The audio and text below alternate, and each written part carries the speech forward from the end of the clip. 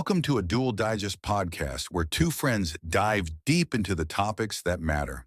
From technology and AI to science, history, and global trends, we break down complex ideas and make them easy to understand.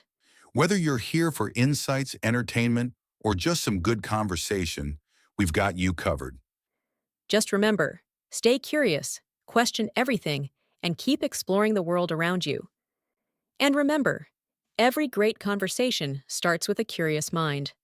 Let's explore together. Make sure to follow and subscribe.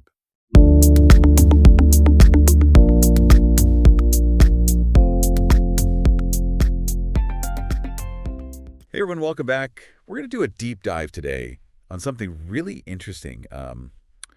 DeepSeek, Oh, yeah. this Chinese AI company that's been making some pretty big waves. Yeah, they kind of came out of nowhere. Yeah, seemingly out of nowhere, they've got everybody talking. Yeah. And so we've got a couple of really good sources today. We're going to be pulling from Dylan Patel's interview on the Lexi Fridman podcast. Oh, great podcast. Yeah, I mean, he really knows AI. Yeah, he does. And then also there was an article on Krebs on security. Okay. So we're going to be looking at those and kind of pulling some things out. Our mission today is to unpack why DeepSeek is causing such a stir, Yeah. what their potential is, Right. and where they fit into this broader AI development landscape. Okay. So the training, the infrastructure, even some of the geopolitical stuff that they're bringing up. Yeah, it's kind of crazy, the implications of this company. So where do we even start? I guess let's rewind back to like the DeepSeek moment. Okay. What was that defining event that made everyone sit up and take notice? Well, I think it has to be the release of their open weight model, DeepSeek R1. Okay. I think that just completely blindsided the AI community. Yeah. Because this wasn't just like a, incremental improvement. Right. This was a giant leap. Okay, so break it down for me what made DeepSeek R1 so revolutionary. So think about it this way. You remember those old chess programs that could barely, beat a 5-year-old? Yeah? DeepSeek R1 is playing a whole different game. Okay. This model can actually reason. Wow. Think about that for a second. It can generate novel insights and in some cases even generating outputs that surprised even its creators. Okay, that's impressive. Do you have an example of that? Yeah, Dylan Patel on the podcast mentioned this one output from DeepSeek R1 where it basically described humans as like self-domesticated apes. Self-domesticated Yeah. apes. I know it's kind of a weird concept, but it just shows a level of like abstract thinking that we haven't really seen before in these AI models. Self-domesticated apes, that's very thought-provoking. That's for sure. Okay, but let's step back for a second and define a key term here. Open weight. Right. It seems to be at the heart of what makes DeepSeek R1 so disruptive. So what does that even mean? So open weight refers to how accessible a model's parameters are. And these parameters are basically the numerical values that determine how the model behaves. So DeepSeek R1 is open weight under the MIT license, Sure. which is like about as permissive as it gets. This means anyone can use it even for commercial purposes, modify it, build on it, no restrictions. So it's like sharing the recipe with the world. Exactly. And anyone can bake the cake, add their own ingredients, or use it as the base for a whole new dessert. Exactly. And this is very different than what other companies are doing. Like with Llama, they have much stricter licensing, especially when it comes to commercial applications. Okay, so this open weight approach, it seems like it could have huge implications for the AI industry as a whole. It probably will, yeah.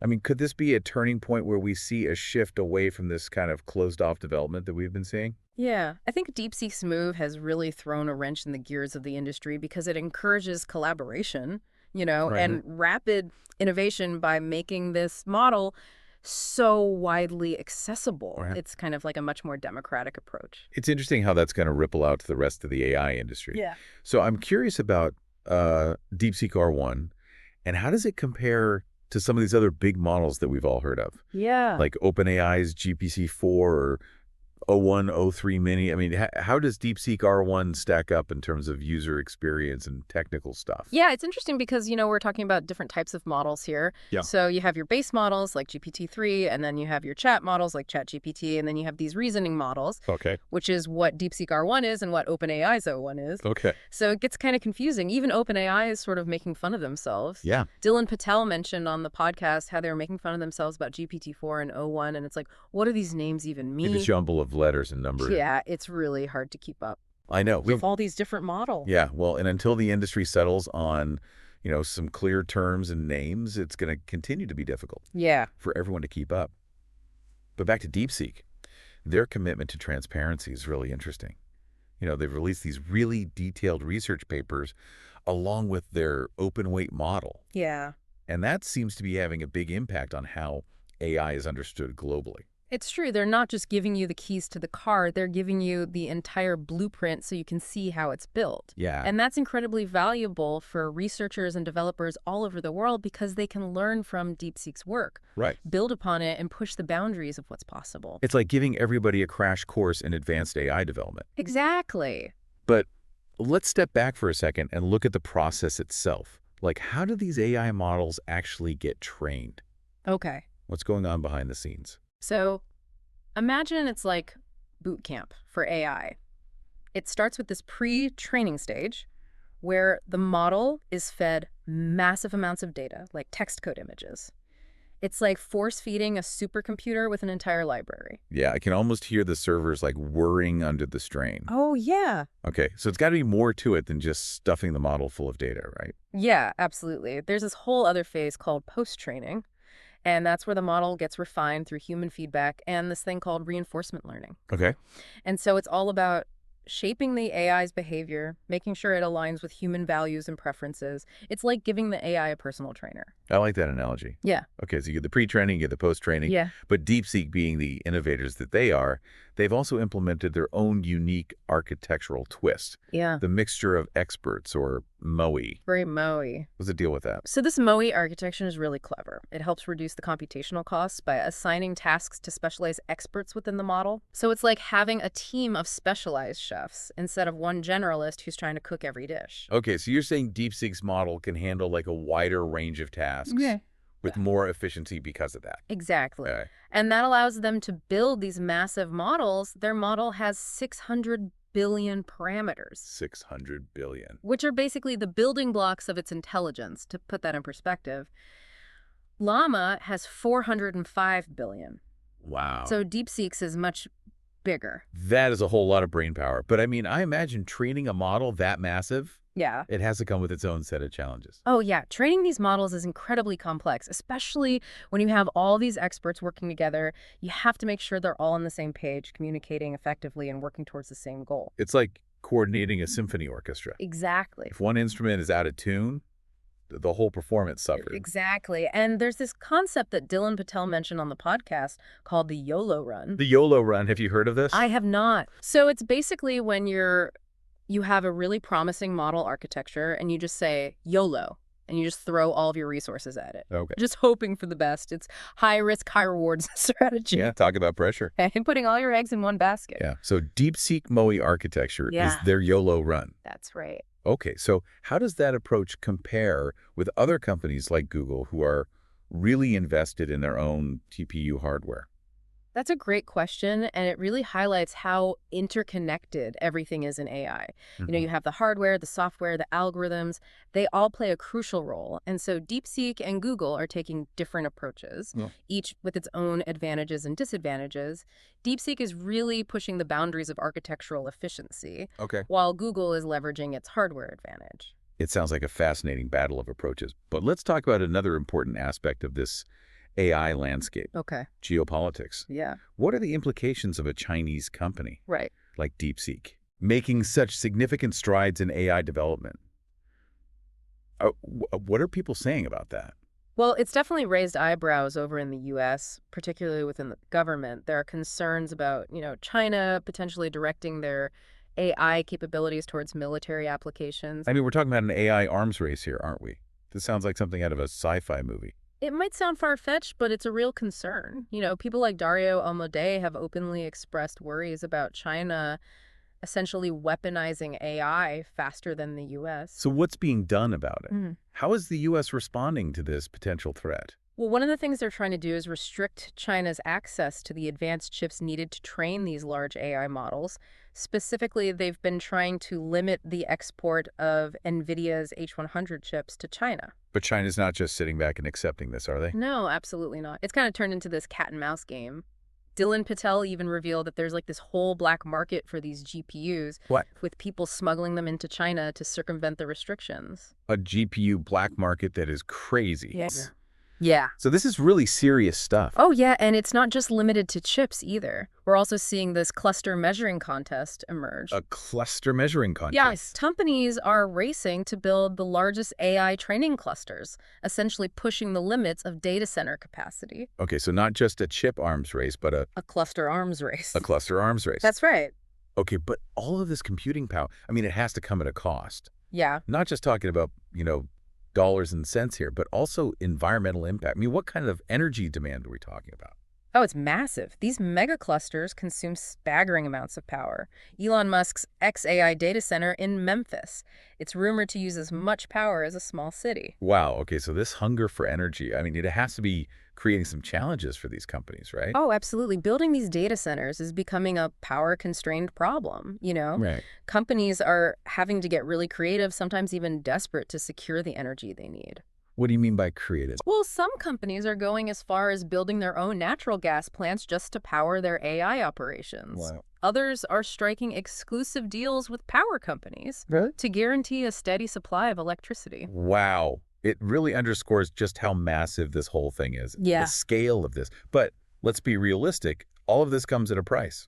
Yeah, of course, developing, training, and deploying these models, it's an expensive business. But there is some good. It's the cost of actually using these models like GPT-3 for tasks, what we call inference. Right. That's been steadily declining, and that trend is expected to continue. Which is a good thing, right? Oh, yeah, absolutely. Yeah. The lower the cost of inference, the more applications we'll see Right. for AI in various industries. Okay, but I'm curious about OpenAI. They've been at the forefront of this field for a while now, but they also seem to be facing a unique challenge.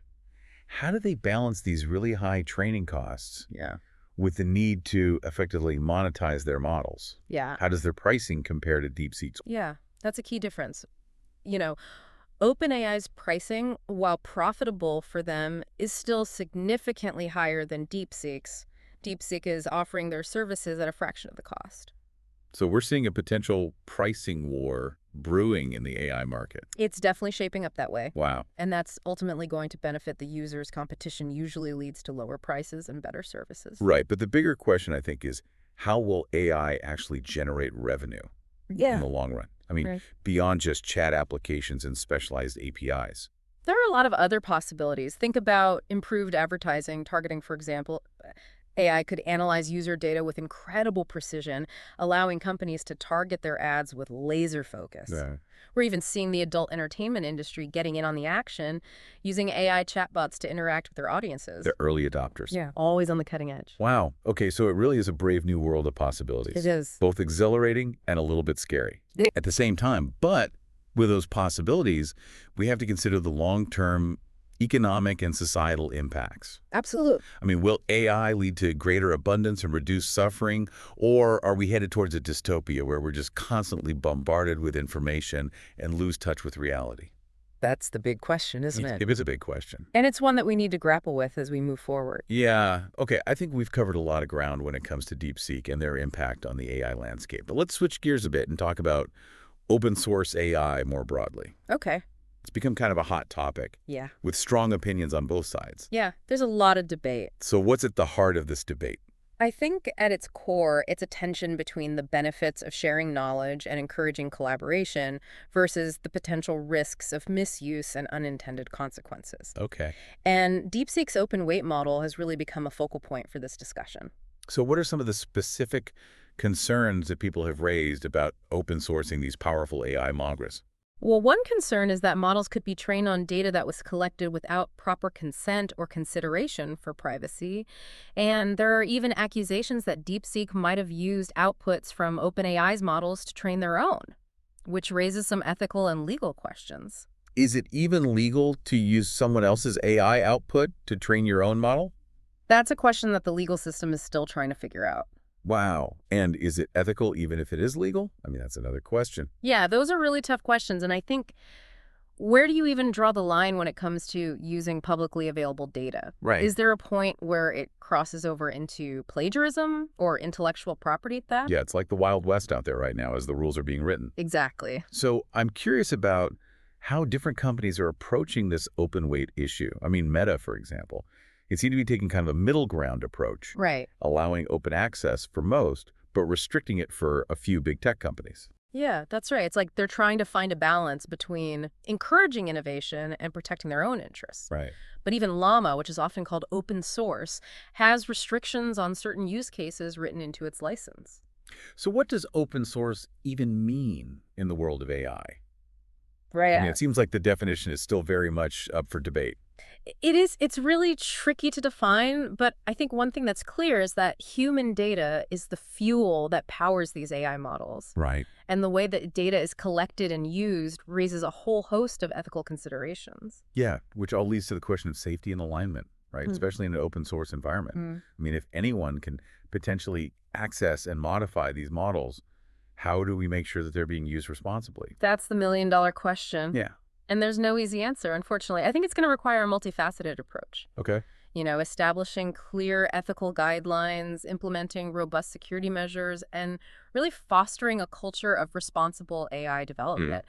This is a challenge for everyone in the AI community to figure out. Absolutely. So much to think about. So much to think about. But for now, let's take a quick break. When we come back, we'll delve even deeper into DeepSeek's technology. The race for computing power and the potential consequences of this AI revolution. Stay with us. Yeah, before the break, we were talking about the potential impact of these open source AI models like DeepSeek R1. It's definitely shaken things up. Mm-hmm.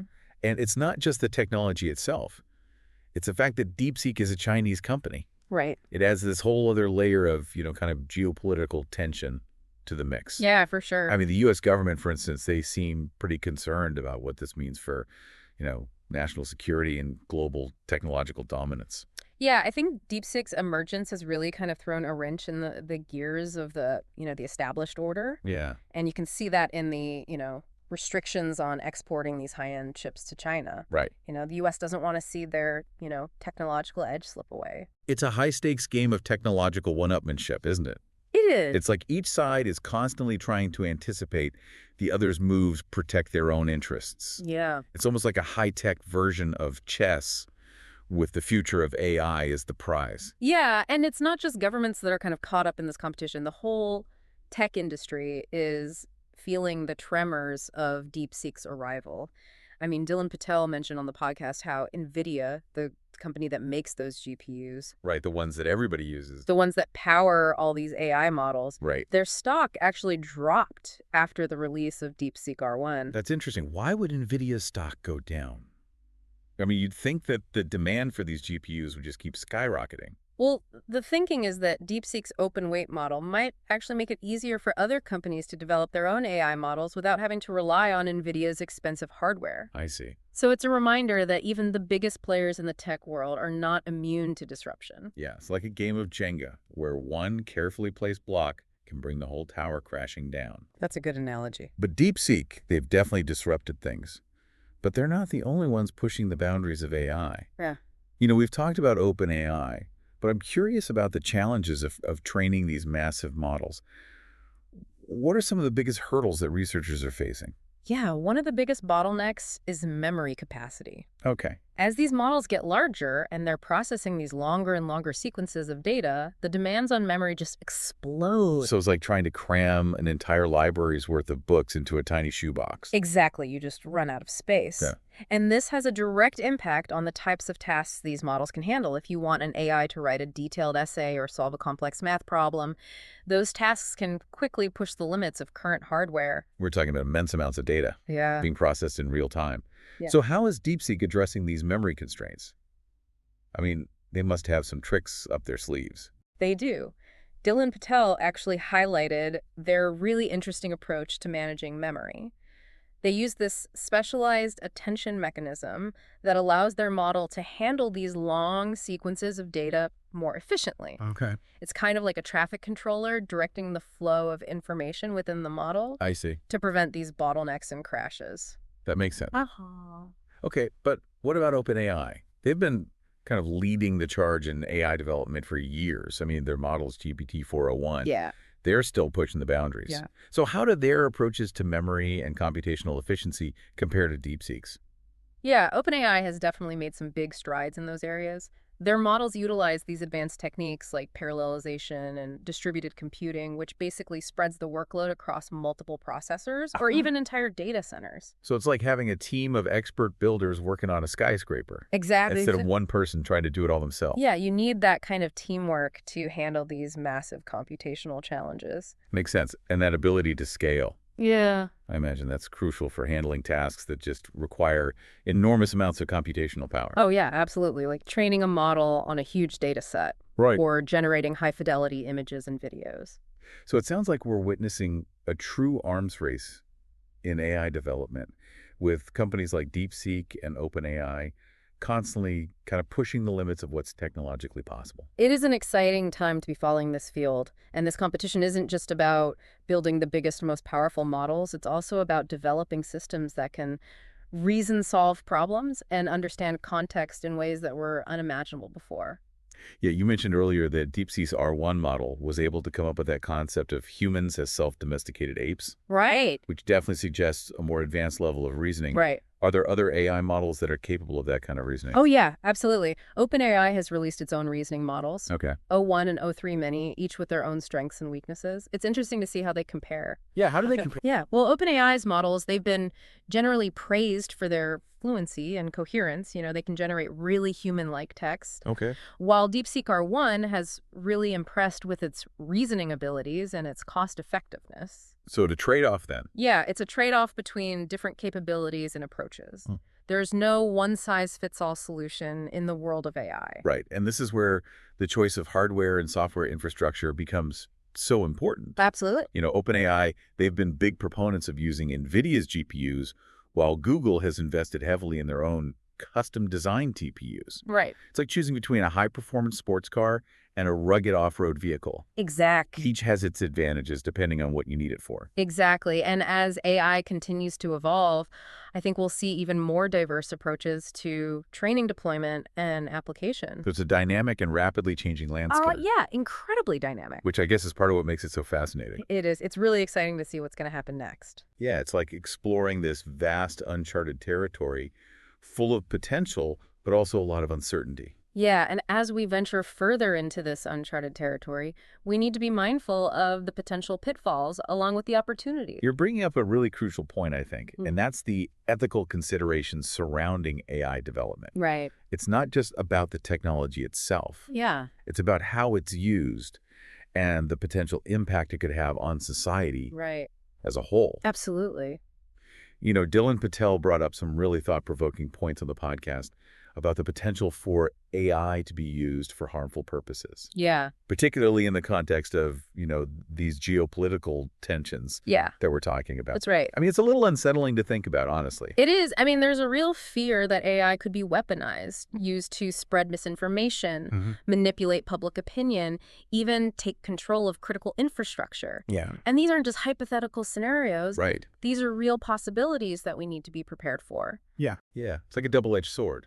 Yeah. You know, AI has this potential to solve some of humanity's biggest problems, but it also has the potential to create new ones That's right. or exacerbate the ones that we already have. Yeah, it's a powerful tool. And like any tool, it can be used for good or for bad. And as these models become more powerful and sophisticated, Yeah, the stakes just keep getting higher and higher. they do. You know, we really need to ensure that these systems are aligned with human values and that they're being developed and deployed responsibly and ethically. Absolutely. I mean, this means carefully considering the data that's used to train them, the processes by which they're created, and the mechanisms for oversight and accountability. Yeah, it's a tall order, It is. but it's a responsibility that we can't afford to ignore. The future of AI, it really is in our hands. It is. So let's talk about DeepSeek's role in all of this. Mm. I mean, they've certainly disrupted the industry with their open weight approach, but what are their long-term goals?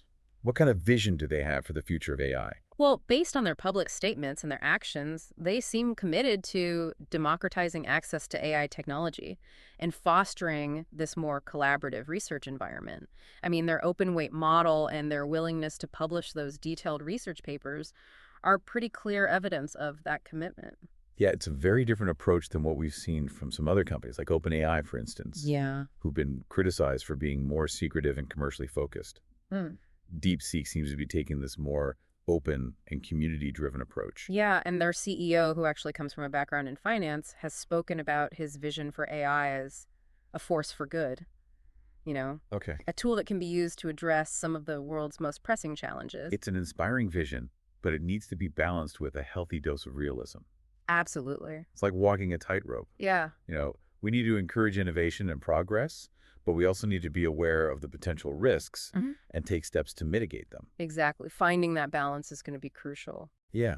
Okay, let's shift gears a bit and focus on some of the more technical innovations that are happening in the AI training landscape. I mean, we've talked about DeepSeek's MOE architecture, but what other interesting developments are on the horizon? Well, one really exciting area is the development of new hardware specifically designed for AI workloads. We talked about Google's TPUs, but there are other companies like Cerebra's and GraphCore Okay. that are creating these specialized chips that could significantly speed up both AI training and inference. So it's like building custom-designed engines for race cars. Exactly. You need specialized hardware if you want to push the boundaries of performance. And these new chips, they're paving the way for even larger, more complex AI models. Oh, yeah. We're talking about models with trillions of parameters. Trillions. Orders of magnitude larger than anything we've seen before. That's mind-boggling. What kinds of tasks will these supersized AIs be capable of? Will they be writing novels, composing symphonies, designing scientific experiments? The possibilities are pretty much endless at this point. It's really hard to predict exactly what these advanced systems will be able to do, but the potential for breakthroughs in various fields is enormous. It sounds like we're on the cusp of a new era of AI-driven discovery and innovation, but even with all this excitement, Yeah. it's important to remember that AI is still just a tool. A powerful tool, but a tool nonetheless. Right. It's up to us as humans to guide its development and ensure that it's used for good. We need to be the architects of our own AI-powered future. Exactly. We have the power to shape the future that we want to see. So let's talk about the financial side of AI development for a minute. I mean, we've mentioned the costs involved in training these massive models, Yeah. but there's also a lot of money to be made Oh, yeah, absolutely. in this rapidly growing industry. Venture capitalists are pouring billions of dollars into AI startups and tech giants like Microsoft, Google, Amazon. They're all making huge investments in AI research and development. So there's a gold rush mentality then. Yeah, everyone's eager to stake their claim in this next big technological frontier. It's an exciting time to be involved in AI, both from a technological and an economic perspective. It is, for sure. But amidst all the hype and excitement, Yeah, it's important to remember that AI is still a relatively young technology. it is. We're still in the early stages of understanding its full potential and its long-term implications. We're like explorers venturing into a vast uncharted wilderness. There's immense potential for discovery, but also the risk of encountering unforeseen challenges and dangers. Right? So I think we need to proceed with both enthusiasm and caution, Yeah, I think that. making sure that AI is developed and used in a way that benefits all of humanity. Okay, so let's wrap up this part of our deep dive with a few key takeaways. I think first it's clear that DeepSeek has emerged as a major player in the AI landscape. Oh, yeah, absolutely. Their open weight model, their focus on reasoning capabilities, they've really shaken things up and sparked this new wave of innovation. Definitely. Their commitment to transparency and collaboration is also really noteworthy, and it stands in stark contrast to the more guarded approach of some of their competitors. Second, I think the race for AI dominance is intensifying, It is. with companies and governments around the world vying for that technological edge. Yeah. This competition is driving rapid progress, You can. but it also raises concerns about the potential for AI to be misused or to have these unintended negative consequences. Yeah. I think we need to be mindful of the ethical implications of AI development and make sure that this technology is used for good, not for harm. Right. We need to prioritize human well-being and work towards creating a future where AI benefits everyone. Third, the AI landscape is constantly evolving. Oh, it's incredibly dynamic. New models, applications, companies are emerging at this unprecedented pace. Yeah, it's hard to keep up. I know this rapid change can be both exciting and daunting, It is. but it's important to stay informed and engage in these thoughtful discussions about the future of AI. Absolutely. We all have a role to play in shaping this future. We need to be active participants, not just passive observers. And finally, while AI has the potential to solve some of the world's most pressing problems, usher in this new era of prosperity and progress, Yeah. it's crucial to remember that it's a tool. Right. And like any tool, it can be used for good or for evil. It's up to us to make sure that it's used to build a more just equitable and sustainable world, a world where technology serves humanity, not the other way around. It's a powerful message, and one that I think we should all take to heart as we navigate this uncharted territory of AI development. But before we delve into the final part of our deep dive, let's take a short break. We'll be right back to explore the future of DeepSeek, the ethical dilemmas surrounding open source AI, and the ultimate question, what kind of world do we want to build with this powerful technology? Stay tuned. Welcome back to the deep dive. Before the break, we were talking about all these incredible possibilities of AI, both exciting and a little bit scary. Yeah, it really is a lot to process, isn't it? We've covered so much ground, from DeepSeek's emergence and their open weight model to the race for computing power and what it all means for the future of work, even society as a whole. It is. It really is. And as we head into the final part of our deep dive, I keep coming back to this question. How do we deal with all the ethical and societal challenges while still, making the most of AI's potential? It's like we have this incredible power in our hands, but we're still figuring out how to use it responsibly. That's the question everyone's asking. And I think it gets to the heart of this whole debate about open source AI, right? DeepSeek's open weight model, it's a game changer, but it also makes people worry about control, safety, making sure these systems are aligned with our values. We touched on those accusations that DeepSeek might have used OpenAI's outputs to train their own models. It's a bit of a gray area, isn't it? Totally. Like, what even is a competitor in the AI world these days? The legal stuff is still being sorted out, but the ethical side of it, that's even more complicated. Can a company really say they own something that's been trained on data anyone can access? It's almost like trying to copyright the alphabet. Everyone uses it, but no one owns it. So where do we go from here with open source? Do we try to restrict access to these powerful tools to be safe? Or do we embrace this open collaboration, even with the risks? Tough choices, for sure. Meta is trying to find that middle ground, right? Restricting a few big tech companies while keeping it open for everyone else.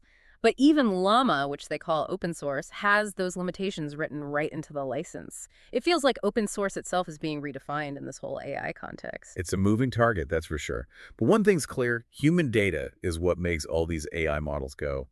And that brings up a whole new set of things we need to be careful about. Absolutely. We got to be sure the data used to train these models is representative, not biased, and collected ethically. We've seen what happens when AI is trained on bad data, the problems it can cause. And those problems, they can have real-world impacts, especially in areas like healthcare or the justice system. It's a reminder that we can't just keep feeding these models more and more data and hope for the best. We need to be really intentional about what we use and understand the biases it might have. We have to approach AI development with a sense of responsibility, knowing that the choices we make now, they're going to have a big impact down the road. So as we wrap up our deep dives into DeepSeek and the future of AI, I want to leave our listeners with something to think about. Think about what DeepSeek's open weight model means. Think about this AI arms race that's happening right in front of us. What kind of future do we want to create with this technology? What will your role be in shaping that future? That future's being written right now, and we're all part of that story. We can sit back and watch, or we can jump in, talk about it, push for responsible development, and work to create a future that's good for all of us. That's a wrap on our deep dive into DeepSeek and the future of AI. Hope you found it insightful, thought-provoking, maybe even a little bit unsettling. Keep learning, keep asking questions, and keep pushing for an AI-powered future that reflects our values and hopes. Until next time, dive deep and stay curious.